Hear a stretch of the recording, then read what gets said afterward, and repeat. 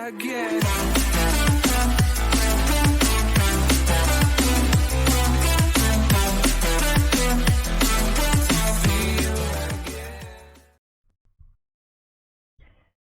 Welcome back to the Reverbium podcast. I am your host, Jimmy. And I'm Sean. Perfect. Per usual. As per usual. Something with us. Something ended in the past. Jesus Christ, that sounded so depressing. Something ended in the past week, and that was the Premier League. And we did predictions near the start of the season. So guess what? We're about to tear ourselves apart in the main event. Yeah, we did great. We're going to tear ourselves apart just like David De Gea tore United apart.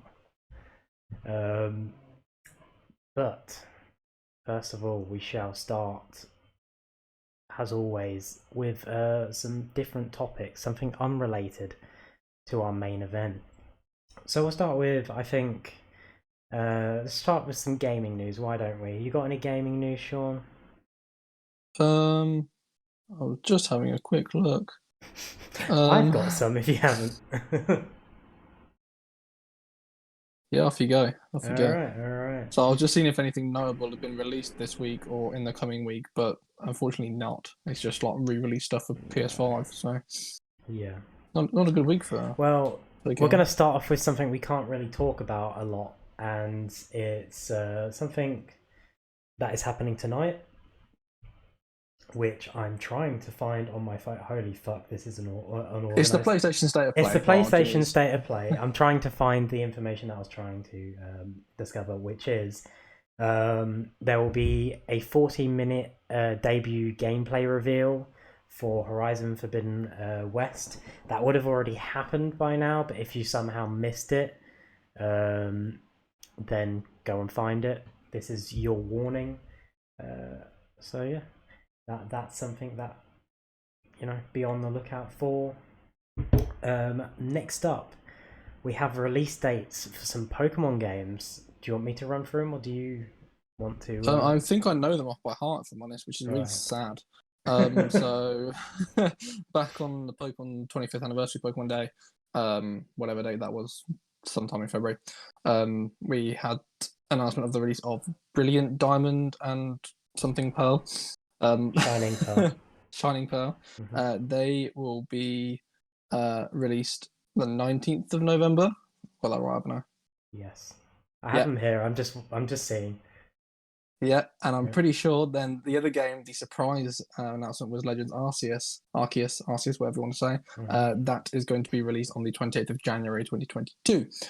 Both games are now available for pre-orders. You're everywhere. If you want to get the pre-order in, but if not, you can wait till November and January respectively. Yes, you can. So we don't really know any more information about the games yet. No, we do not. Apart from, I'm assuming the box art is the one they put on the announcements. They've really gone into a lot of detail with the two legendaries for Brilliant Diamond and Shining Pearl. Like you can actually see like scratch marks on the steel of Dialga. That's quite nice, quite interesting. They've actually made him have like a textured tongue, which is really weird. But yeah, we don't have any other like gameplay information or anything like that. Just the release dates, and that they are now available for pre-order. Very nice. Big boon for Pokemon fans out there, including us. So next up, we have some announcements from both Sony and Xbox.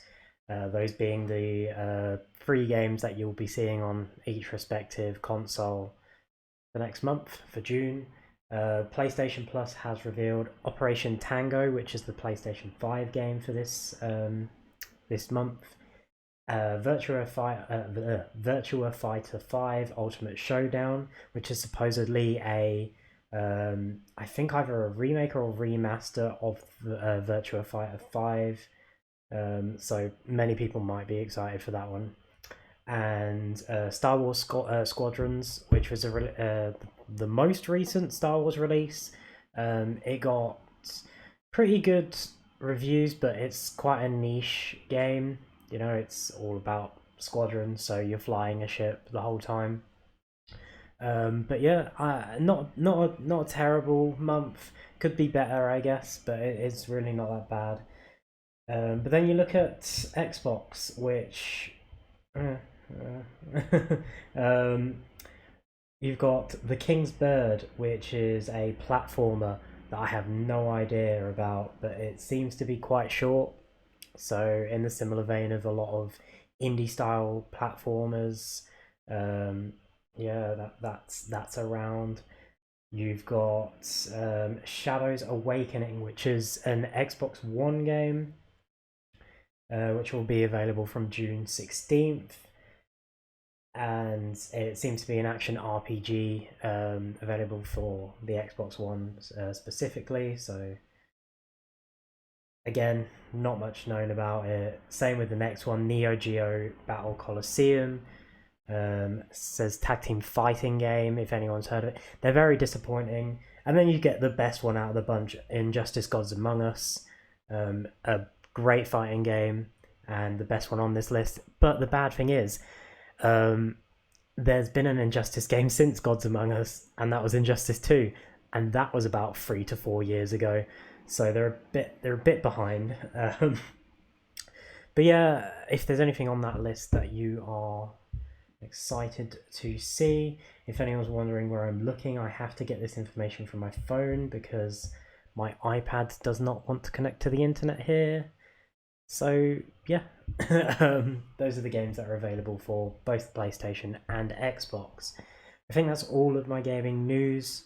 So we'll move on to a bit of entertainment, a bit of TV and movie. I've got The Rock, I everyone's like how you say favorite. entertainment. Literally, the entire thing is about entertainment. I meant more. Yeah, I realised that's why I specified TV and movie. There was a trailer featuring, I think, Jack Whitehall, The Rock, and Emily Blunt for Jungle Cruise, which was just released, I think, today. The trailer, that is, not the movie. So go check that out.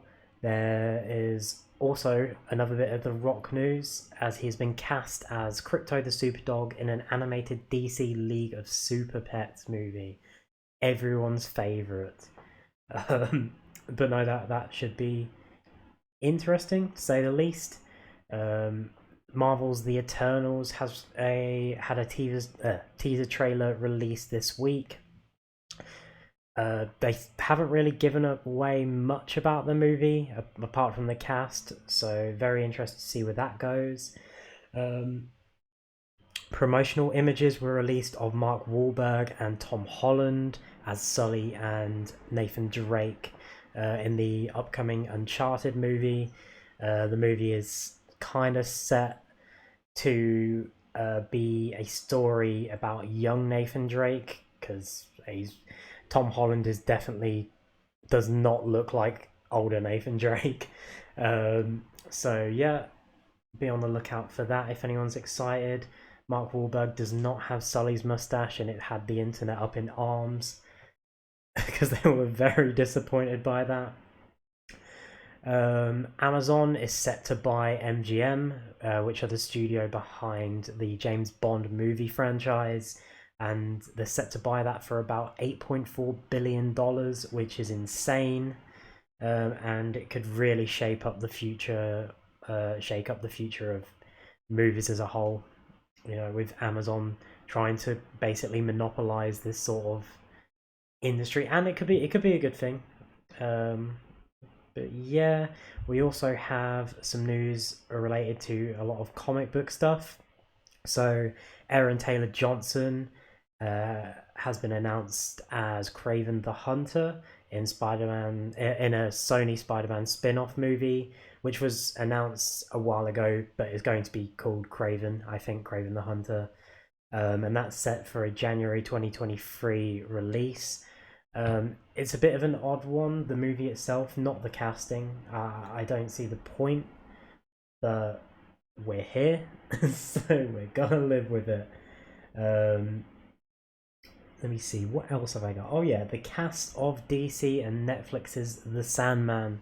The Sandman is a very well-known graphic novel series written by Neil Gaiman. More mainstream people might know him from Good Omens. He was the writer behind that. Um, That's an Amazon show if anyone else hasn't heard of that. But this will be on Netflix. And we have here the cast. Kirby Howell Baptiste will play Death. Mason Alexander Park will play Desire. Donna Preston will play Despair. Razan Jamal will play Lighter Hall. Jolie Richardson will play Ethel Cripps. Neve Walsh will play young Ethel Cripps. Interesting. David Thewlis will play John Dee. David Thewlis, you'll know from Wonder Woman or Harry Potter. Pretty distinguished actor. Kyo Ra, I think her name is, will play Rose Walker. Patton Oswalt will voice Matthew the Raven. Stephen Fry will play Gilbert. Jenna Coleman will play Johanna or Joanna Constantine. Many people might recognize that name, mainly because of John Constantine, who is a member of the Sandman comics and is a big DC character in his own right. But this is his ancestor. And the final person on this list is Sandra James Young, who will be playing Unity Kincaid. I believe there were more casting announcements beforehand, like a few months ago, but I do not have them on hand. But those were the recent castings, and that is the news for that. I do not have any more TV or movie news, Sean. Do you have any?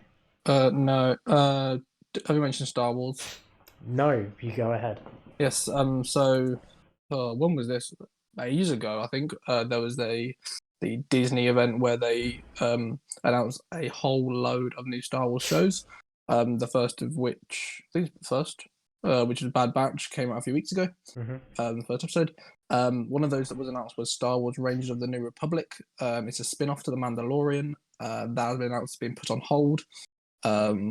Not really any information on when it will be back on, if it will be back on, yeah, or if. But yeah, so if you're looking forward to that, don't get your hopes up too much, because they're not doing anything with it at the moment, and we have no idea when they'll be back doing stuff with it. I don't think we'll be seeing it, I'll be really honest. But if we do, we'll get back to you.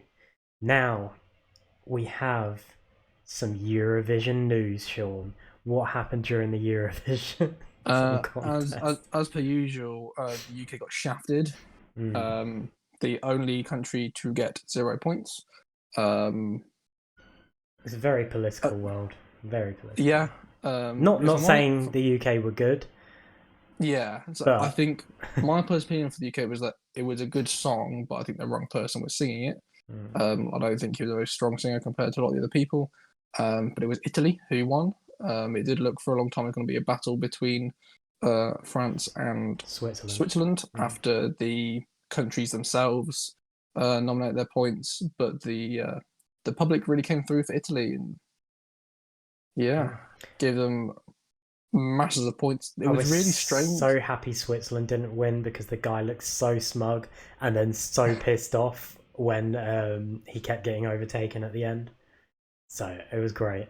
But yeah, go ahead. Of course, it was quite interesting when they were doing the public vote, because it wasn't there like 5 countries that didn't get any points from public votes whatsoever. So it was like the UK, Germany. If I just can't remember the rest, but there was quite a few that it was no points. It's like, what the hell is going on right now? Like, I get that nobody likes us, but holy fuck, like they were voting for Israel. People were genuinely voting for Israel. And I get it if you're trying to stay neutral, I guess, but fucking hell. Israel got they were top half of the table, I'm pretty sure. They got a lot of votes, even public votes as well, which was shocking to me.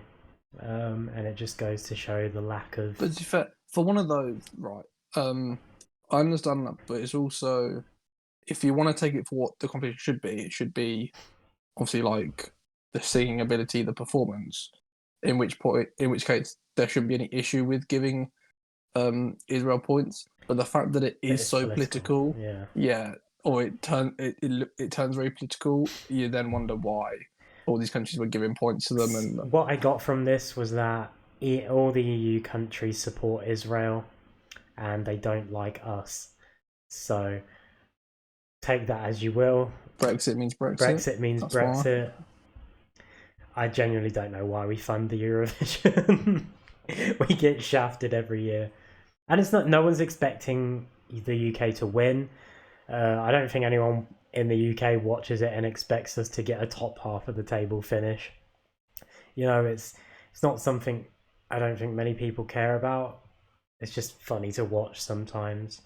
But it's a bit ridiculous at how political it can be. And can't wait for the Eurovision Super League with Germany, England, and I believe it was Spain who were the bottom three. So was it Spain? I don't remember. Yeah, they were down there as well. Yeah, can't wait for that. The Eurovision. But to be fair, League. their performance was shit anyway. So that's they stole the moon. They stole the moon. That was the Eurovision. Next up, everyone's favourite wrestling news. Aren't you excited? There's not much of it, and a lot of it's quite bad. So we'll start off with the good. WWE live event touring will start again. July 16th, I believe, is the final SmackDown before Money in the Bank. And all 3 shows will be held within Texas. I believe the first show will be in Dallas, and I don't remember the other 2 shows. But supposedly this live event tour will start off with a 25-city tour, but it will mostly be in the states where things are a little bit, you know, not safer, but careless. Carefree, I should say, not careless. But yeah, that's going to be a thing. Another big bit of news: the Velveteen Dream has been released by WWE. Not really shocking at all, considering everything that happened last year. But such a waste of talent. Probably the single most wasted talent ever in wrestling. Like, he could have been a megastar, but his own personal problems, whatever he did, just was too much, and he's gone. You probably won't see him again in wrestling. Adnan Vink, sorry, Adnan, is it Vink or Verk? Oh, I think it's Verk. I think it's auto-corrected to Vink. I need to check this before I can't. Of course, my iPad doesn't work. I forgot. So hold on while I look. This is not good. Oh my god, spelling mistakes. Yes, it is Adnan Verk. I knew it. He has been released from WWE, or has mutually parted ways. I believe it was stated that it wasn't really working for him, and he wasn't the best, but he was improving.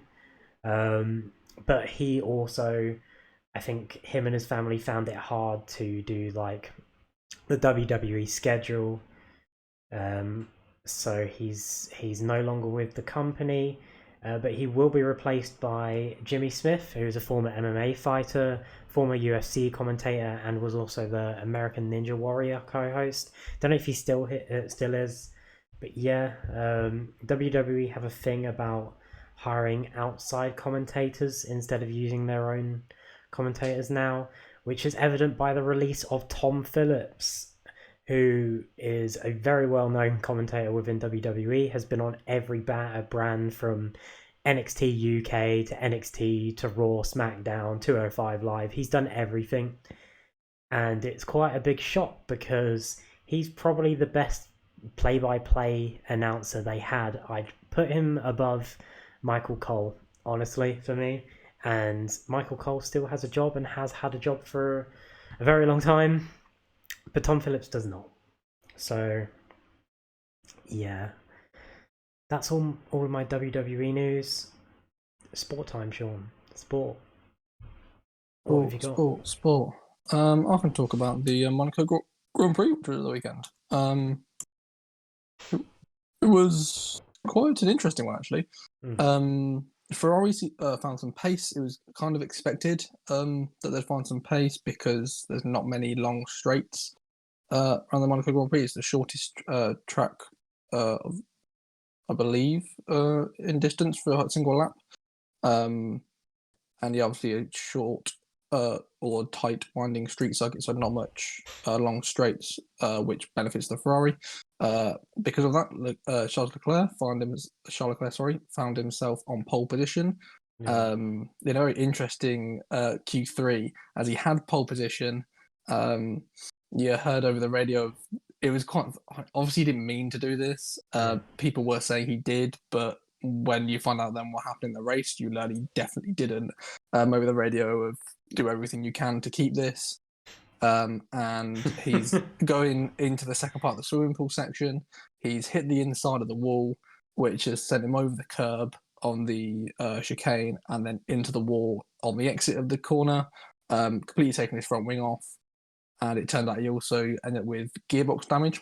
But what was happening behind is that Max Verstappen was on an improved lap. He then couldn't finish his lap because of it. First of all, the yellow flag was brought out, and then immediately a red flag. And there was, I think, less than 30 seconds left in the session. So it was red flagged, and they turned and said that they weren't going to restart the session, basically because...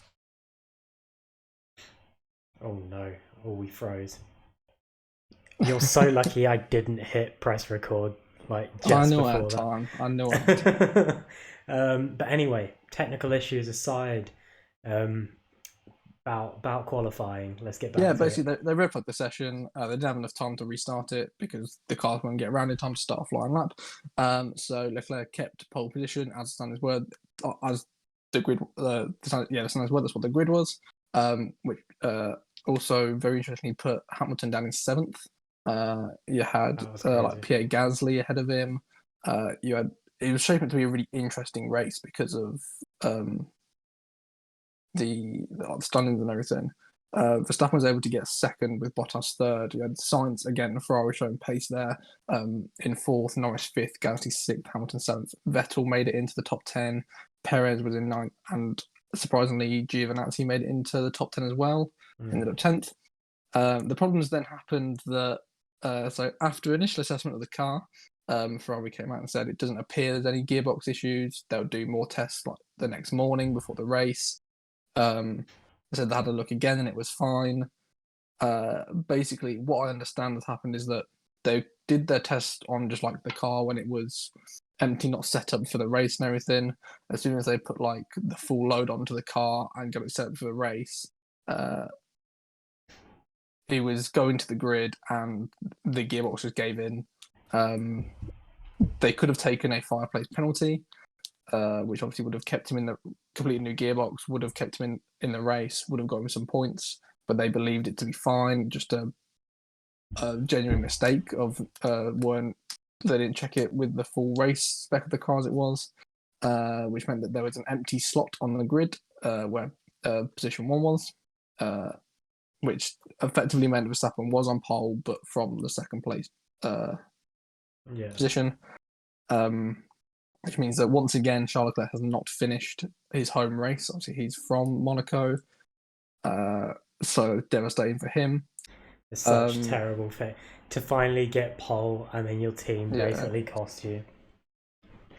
Especially at a track where it's very unlikely he would have lost that position as well because it's so difficult to overtake with how big the cars are. Which is why Hamilton came 7th.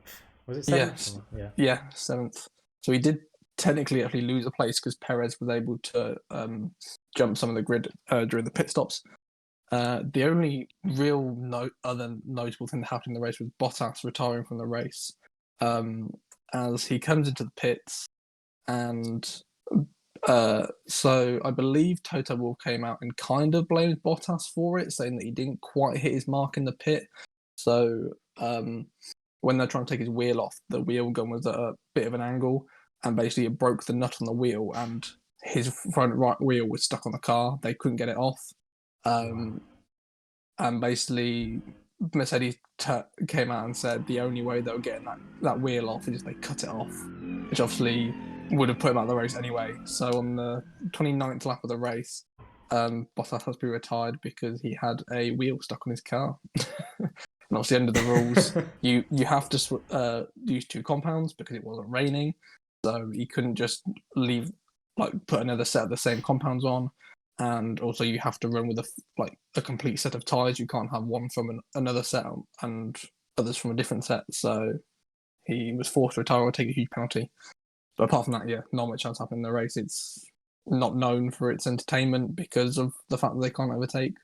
But it does mean that Verstappen won and has closed down, or he's taken the lead, he must be top, in the standings.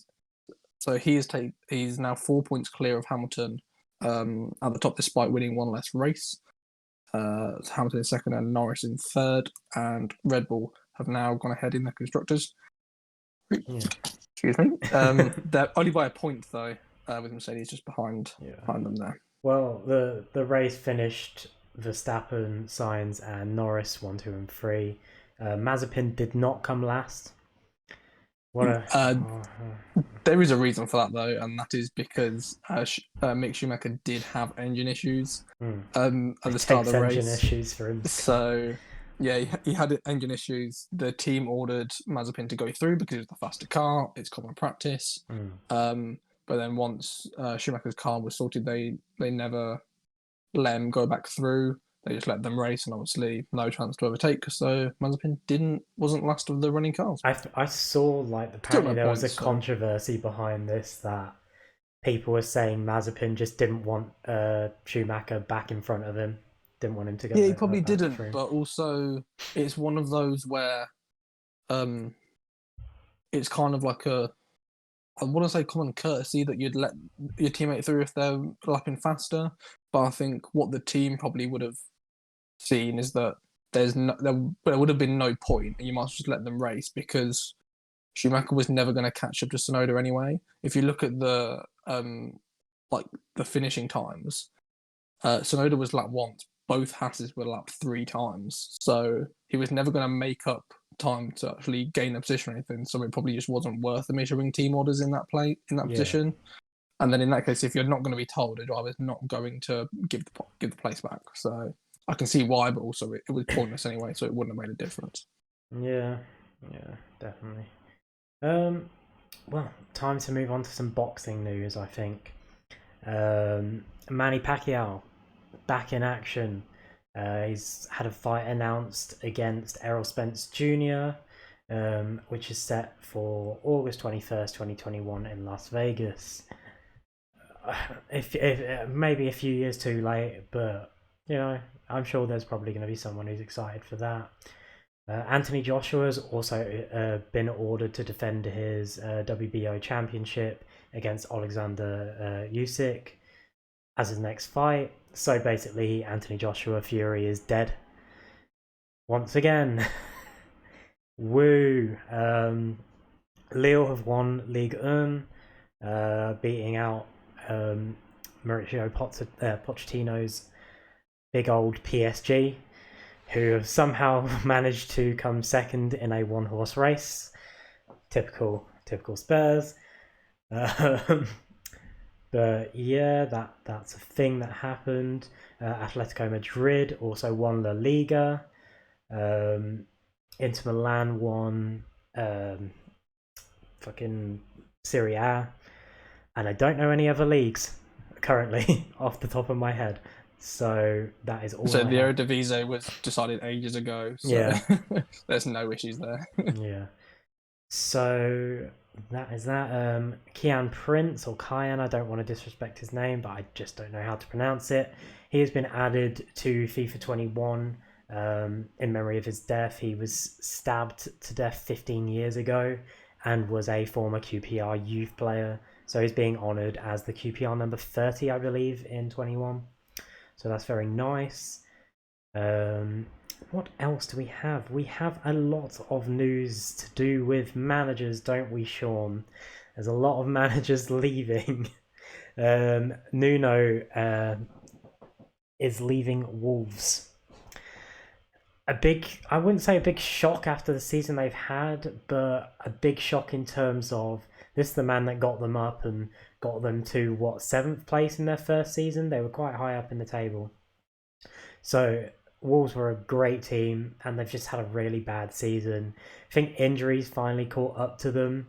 They were one of the few teams in their first season who had like no injuries at all, and it probably helped them not having European football as well, and all of this and that. But now it's just, well, all of their players are breaking, and didn't help that they sold some of their best players as well.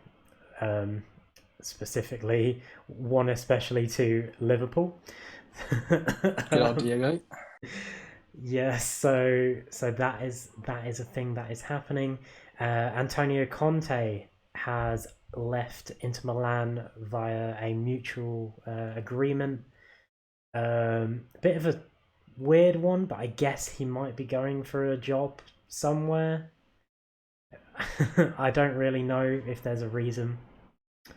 But yeah, probably the biggest one, Zidane has left Real Madrid. Uh, Again, another shocker.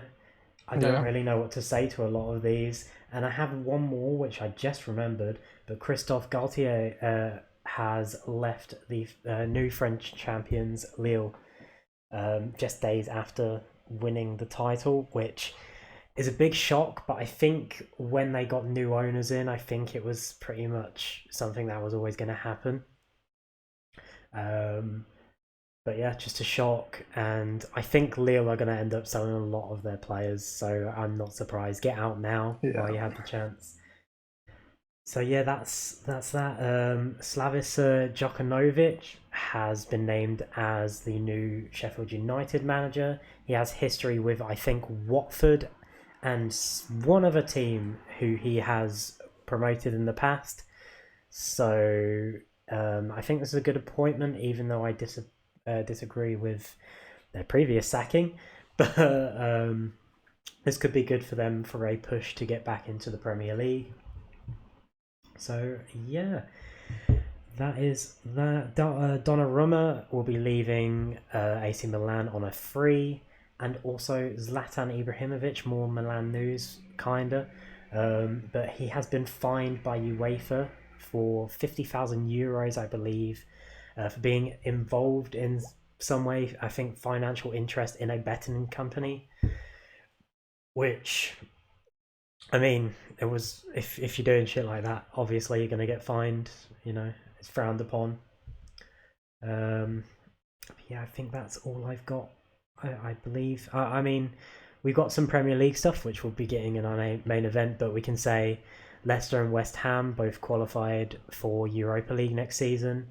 The Europa League final was last night for us, which was probably one of the most boring games I've seen, with the greatest penalty shootout I've ever seen. Um, but it did not end well for Manchester United, who lost 11-10 on penalties, with David De Gea having his penalty saved. It had to come down to De Gea, who had a shocking penalty shootout. But to be fair, every single penalty bar like one or two were amazing. They were absolutely incredible penalties. I don't really understand how good like every player was, but I knew we'd lose on penalties. I knew it was not going to happen. Didn't know it'd go 11-10 though.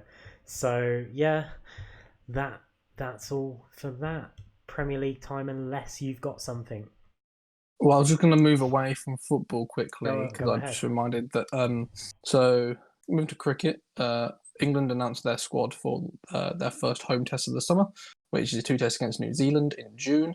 They had announced the initial squad, however, Ben Folkes will now have to drop out due to an injury. As he was the wicketkeeper, it's now looking like, if I can find what his name's gone. Bracey will be taking the gloves. It'll be his first game for England, actually, his debut. But filling in the squad will be Hasib Hamid, opening batsman, and Sam Billings, who is keeper. But as Bracey was already named as like the backup, he will be the one that should start. But the full squad, which actually it's a weird squad for the first one because a lot of players have to be left out because they've only recently returned from the IPL, and obviously there's been a big outbreak of COVID in India recently, so they're all having to quarantine and will miss these games. And those are Josh Butler, Chris Woke, Sam Curran, Moeen Ali, and Johnny Bairstow. And they also have Ben Stokes and Jofra Archer, who are out with injuries. Ben Stokes with a broken finger, Jofra Archer with an elbow injury.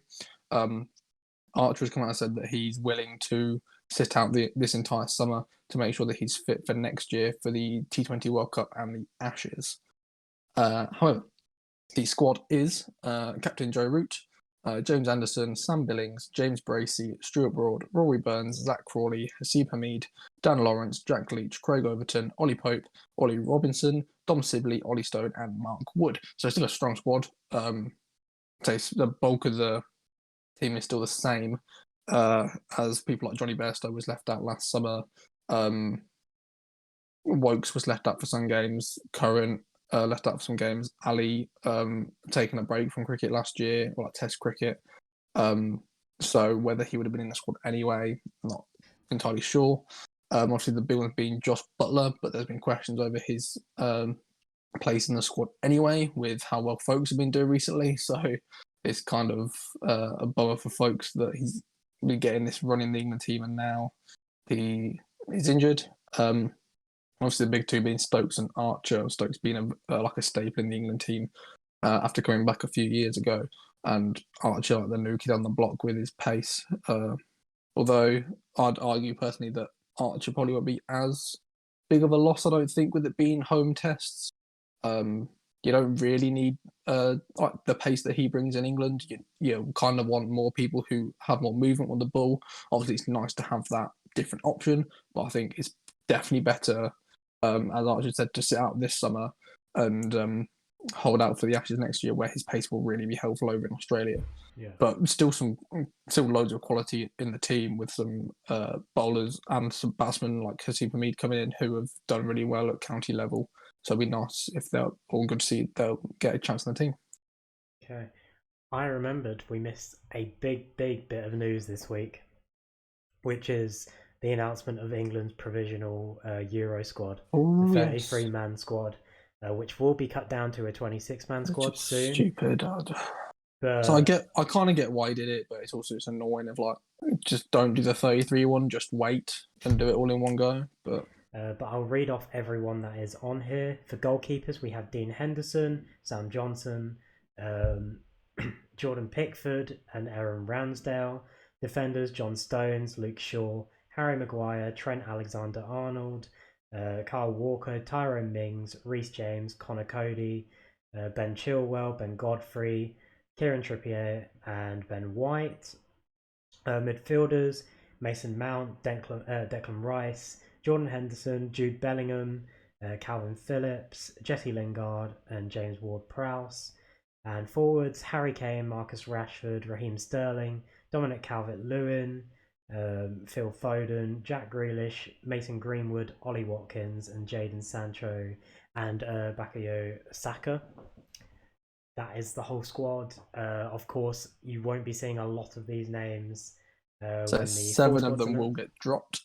I believe we'll be saying goodbye to certain people like Ollie Watkins and Saka. I think probably. Possibly Greenwood. I want to say Greenwood might stay, simply because out of all the players, it might be a bit of a weird one. Out of all the players on the list, you're going to play Rashford and Greenwood together. They might have a good partnership because they play together as a club. Don't think they are going to, because to play both of them together, you're leaving out Foden. Obviously, he can play further back in midfield. Yeah. You're leaving out Sterling. You're leaving out it's Sancho. A hard you're leaving out Grealish. So I can see him being missing out. The midfielders are very dependent on whether Henderson is back fully fit to go. In that case, you could probably see maybe Ward-Prowse missing out, maybe Calvin Phillips. Obviously, maybe Bellingham. I'd like to see Bellingham go because of how well he's played recently. But I think the midfield will very much depend on how fit Henderson is. We'll definitely be losing a right back from the defenders. I would guess Reece James personally, although there are obviously talks that Alexander-Arnold might miss out. Yeah. You could end up missing two of them. That's the thing, is depending on Southgate's what he's thinking. Personally, for me, I'd take three right backs, because I'd take Trippier and Walker, but knowing that Walker could fit in as a centre back role as well, I'd then take another right back. So just in case something happens to a centre back. We're still playing. I can't believe we've seen people say Trippier doesn't deserve to go. He was in his team surprised. won the league. Atletico just won La Liga, and he was a part. It's not like he played, you know. He seems to be missed out in a lot of people's discussions that I've seen about what team they'll play, like either what squad they'll take or what like starting 11 they'd use. And yeah, as you said, he's obviously played a big part in Atletico Madrid's season to win La Liga. He has that big tournament experience from being at the World Cup in Russia. Trippier was great at the World Cup as well, wasn't he? One of our better players. The only thing that obviously might go against him is whether Southgate sees this as does he go full out on this, on trying to win it? Obviously he wants to win anyway, but does he have in the back of his mind, well, I'm also going to use this as maybe like a backup for the World Cup, so he's going to take some of those younger players and give them some more experience ready for the World Cup in Qatar in a year's time, or does he go, right, this is tried and tested, I know they're a bit older, so they won't be around for as long, but they have the experience, and I think he's got to get a nice mix of that. I genuinely think we might see him take out someone like Calvert-Lewin and then put, I don't know, Greenwood. For me, or something like I don't think you could take Calvert-Lewin out because he's the obvious replacement for Kane, I think, as striker. But I'm saying, obviously, we'll see a goalkeeper go. Southgate. Who do you take up between Johnson and Ramsdale? I don't really know. It could be either of them. Just based on how Sheffield United performance, have done. Like, obviously, sad to see Pope not being able to go because he's having surgery. For me, he probably would have been my first pick if he was going for that keeper slot. I think Pickford will still be picked as number one. Although because he's been playing more frequently for United, I think Henderson might go. But I think Southgate just has that thing with Pickford that he seems to be picking him no matter what. I don't know. Even after he's made absolute howler mistakes in the Premier League, still gets picked for England. And again, it's coming back to that experience. He's someone who obviously can see the entire field. And having that like tournament experience, and especially if you get to the knockout stages where it may go to penalties, he has the experience of being in a big international competition in a penalty shootout. That could make a huge difference. I'm not sure. But yeah, I could talk for ages about who I'd put in the team, who I think would be put in the team. But we will be seeing some of these go. We could be in for some shocks. I think there's some that's a given. People like Ben White will probably get left out as well. I don't know Maguire, how close Maguire is to coming back. I'm assuming they're obviously confident he'll be back in time. Apparently, he didn't play the Europa League game to play the Euros. Which, as a United fan, very sad because we definitely needed him in that game. It's one of those annoyances where it's kind of like, at the end of the day, like, you're contracted to your club, so that, for me, that should be a priority, playing for your club. But he wasn't full fitness anyway, so... Yeah. But I understand that wanting to... Well, probably not wanting, he probably would have wanted to play in that game. But if you're going to think, right, I can play in this one game, or and then potentially miss out on the entire tournament, or I miss out on this one game and play the entire tournament, you're probably going to want to play for your country and play in that entire tournament. So I mean, I'll put it this way.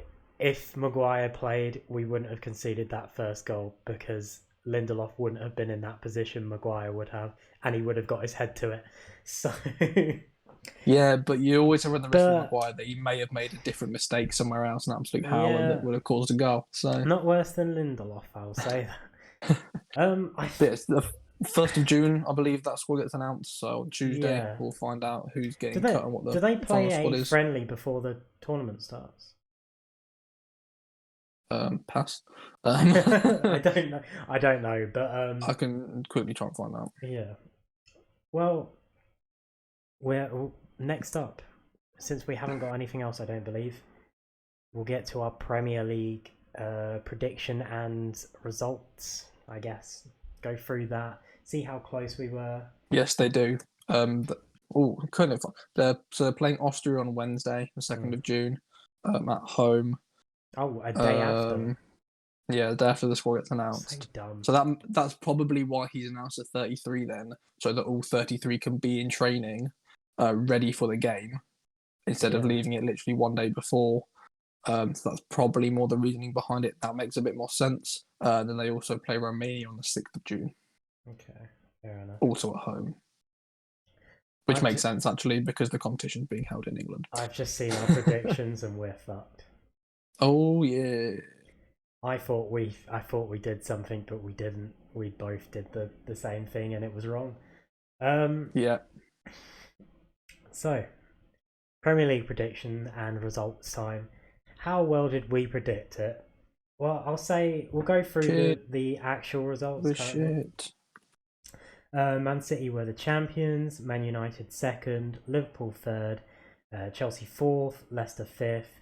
West Ham sixth. Tottenham 7th, Arsenal 8th, Leeds United 9th, Everton 10th, Aston Villa 11th, Newcastle 12th, Wolves 13th, Crystal Palace 14th, Southampton 15th, Brighton 16th, Burnley 17th, Fulham 18th, West Brom 19th, and Sheffield United 20th. So, how well did we do, Sean? Did we get any in the right position? Hang on, I need the thing side by side to be able to look. I have one. I think I've got something, but I have two. We're currently counting. So I have a few that are close, but I've got a bunch that are close, and it's really, really sad. I'm annoyingly close to some. I'm annoyingly like one place off on like 5. Yeah, like I've West Brom 20th and they were 19th. Mm-hmm. I have Fulham 19th and they were 18th. I have Brighton 15th and they were 16th. Newcastle 13th and they were 12th. Yeah. I had Leeds 10th and they were 9th. Everton 9th and they were 10th.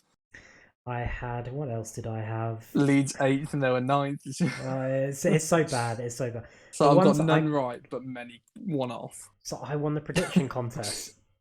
I can't believe it. I got Leicester at 5th and they finished 5th. But I had Leicester 6th and they finished 5th. And I had Arsenal at 8th, which is what I got completely destroyed on when we did our predictions. And guess what?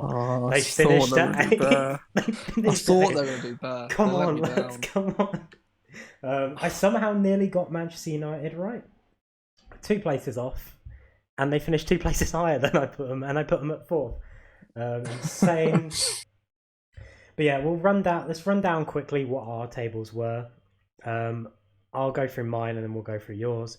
I had Liverpool 1st, Man City 2nd, Chelsea 3rd, Man United 4th, Leicester 5th, Tottenham 6th, Everton 7th, Arsenal 8th, Wolves 9th, Leeds 10th, Crystal Palace 11th, Brighton 12th, Burnley 13th, Southampton 14th, Newcastle 15th, Sheffield United 16th, Aston Villa 17th, West Ham 18th, Fulham 19th, and West Brom 20th.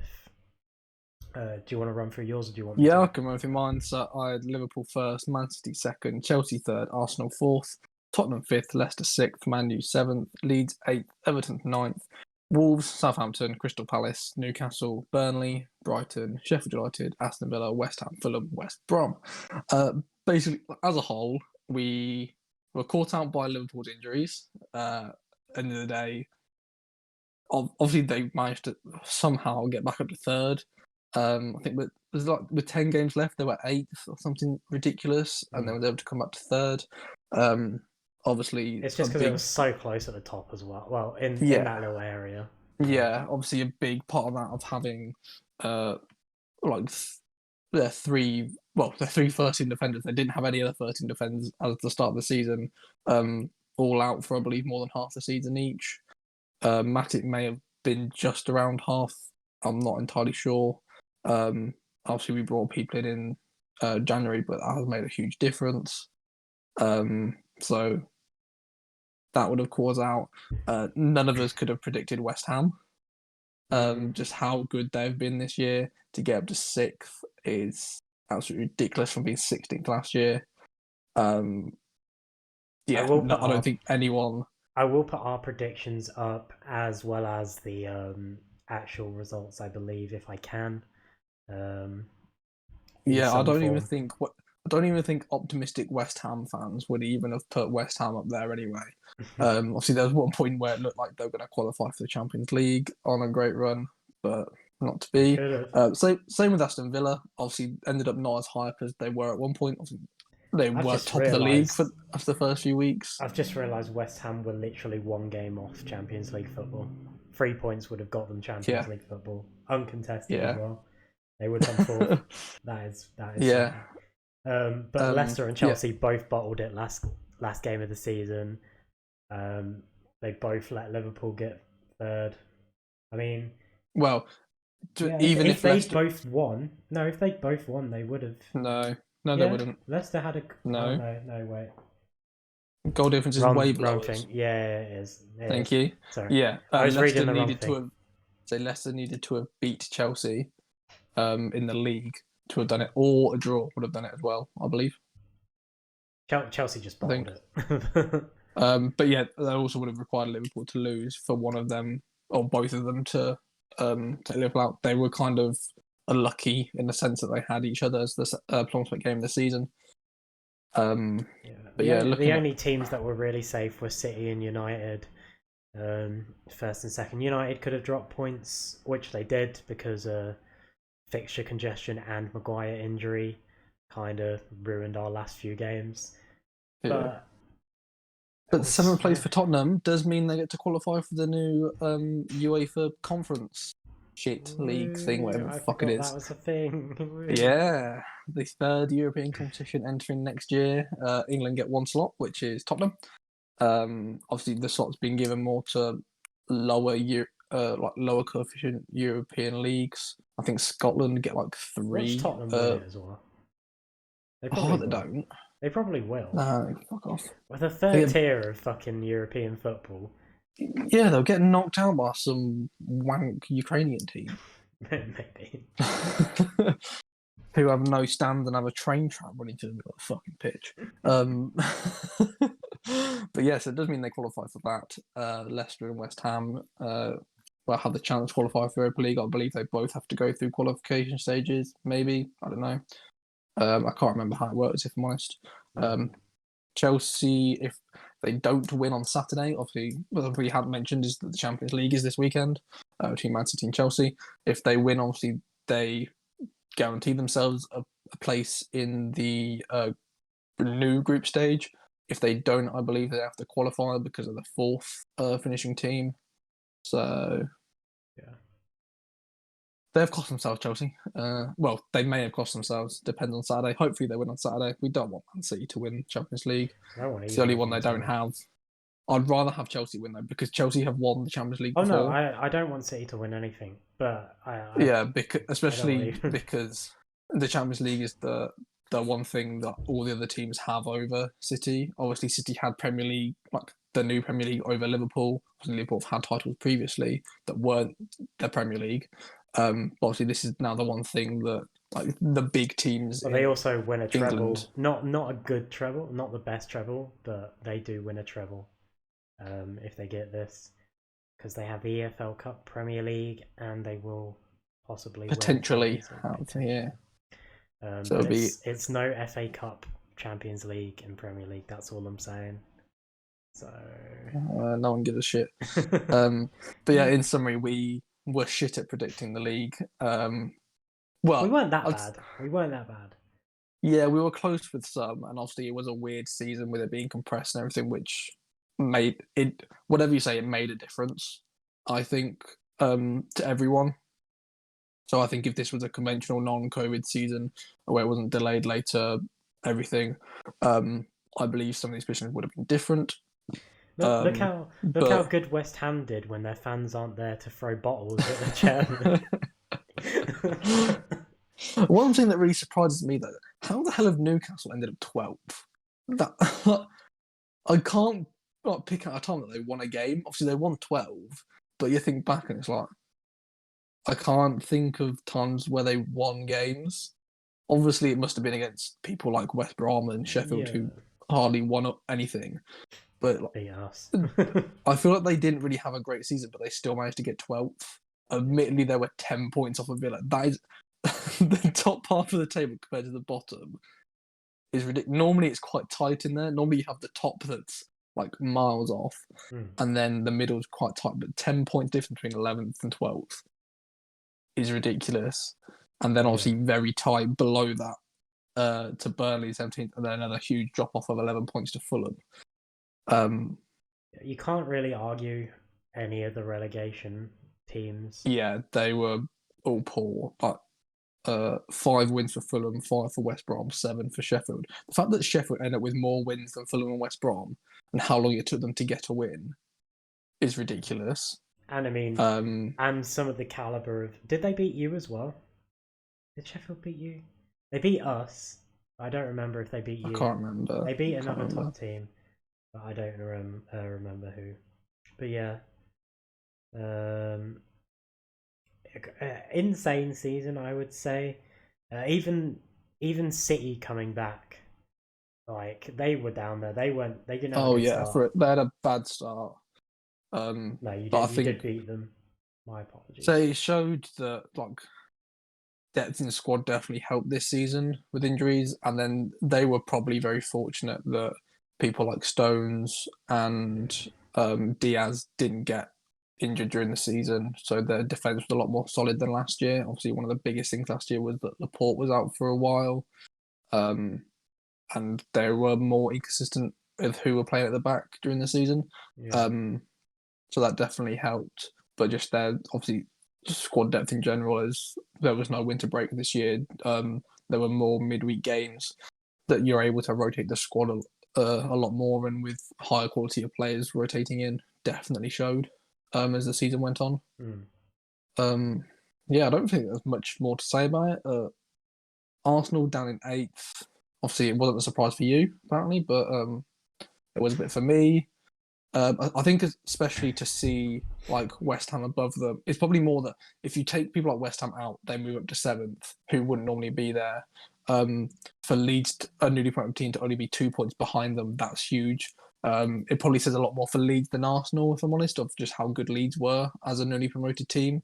To pick up 18 wins is very good for a newly promoted team, and hopefully they don't have. Well, I say hopefully, you probably don't think the same, but hopefully they don't get hit with the second season syndrome of they're an absolute stinker. But it does depend if anyone swoops in for their players. I want Leeds. I can see one of the top teams coming for Rafinha.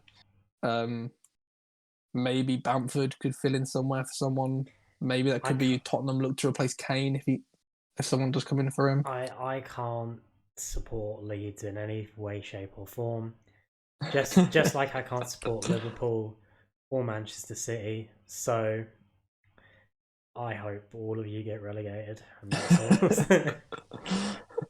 that's what I want to see. That's my perfect relegation next season. Just have City bottom, like everyone injured, whatever. Liverpool there, and then Leeds. Why not? Go for it. But I think it also shows well how weird of a season it was. The fact that there was a time where Everton and Villa were the teams top of the league, and they've ended up 10th and 11th. But I think that also just highlights the the squad depth and the stamina of the teams like Everton and Villa, although they have I don't know what good you're talking about. Everton first won the team, league in like November. although they have good first team players like Dominic Calvert-Lewin played really well. They have James Rodriguez who came in there, Richarlison, who are good players, but as soon as like they cannot play all of those games when you're playing weekend, midweek consistently, they need to have a break, and that's where they then fell down. I think because they don't have any quality to come in to replace them. Yeah. Well, I mean, that's all. It's been a weird week. There's been a lot of news, a lot of football news, especially with managers, with the season coming to a close across the world. But yeah, that was our Premier League predictions and the rest of the news for the week. Unfortunately, you have to wait. Oh, it's not that long actually. Only probably about 2 months till we get to do it again all over again because the season will start in August. So you get to go again. Stuff to look forward to that we will be handling. We'll be talking about the Euros in the weeks to come. So especially when the final squad gets announced, probably Yeah, talk later discussion about who gets left out. we'll also talk about Maybe who would play in the first 11. We'll also talk about the tournament as a whole in July when it ends. E3 is up soon as well, so we'll have a lot of gaming news to come from that. And otherwise, we'll just, if anything comes, we'll do what we usually do, which is make shit up on the spot. So, we have been your hosts, Jimmy and Sean. This was the Reverbium podcast. Follow us, like us, subscribe, all the usual stuff. And we will see you next week.